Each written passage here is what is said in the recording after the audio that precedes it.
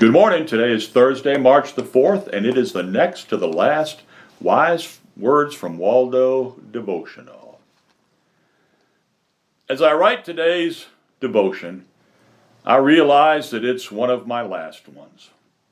When the virus hit, I made a commitment to do this until we begin to regather at our church campus for our Sunday Bible studies. If you've been following along, thank you. And thank the Robinette family. They've taken care of all of this for us. And if you've been following along for long, you know that I love the stories behind some of the songs we sing to use as illustrations.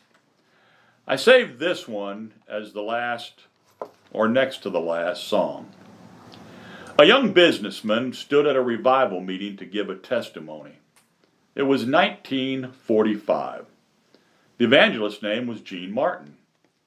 But in the audience that day was the famous songwriter Ira Stanfill. The young man shared his testimony that his business was slowly suffering. He was a Christian, and he wondered why God would allow it. As it appeared that he was about to go under, he became more and more depressed. One day, just to get away from it all, he drove out into the countryside. He drove for miles, down a dirt road he'd never seen or been on before. It was a pretty area. He even got out and continued walking on foot. He came upon an old shack. Out in front of the old shack was a little girl playing with an old raggedy doll. Even though the stuffing was coming out of the doll, the girl looked incredibly happy and content. He realized that was something he didn't have. He looked up and he smiled and he said to the girl, "Good morning." She said, "Good morning, sir. Do you like my doll?"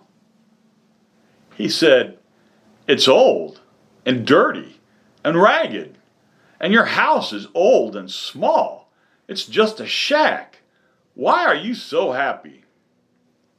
She said, "Mister, you see that hill over there? My daddy got a lot of money, and he's building us a new house up there." The young businessman said, "Those words pierced my heart. I knew my attitude needed to change, and that's when it did." He finished his testimony. Ira Stanfill, the music writer who was in the congregation that day, went home with that story stuck from that man's testimony in his head. And he sat down and wrote the song, "I've Got a Mansion Just Over the Hilltop." In 1 Corinthians 2:9, the Bible says, "It has not even entered into the heart of man, nor can we even conceive all the things that God has for those who love him." So remember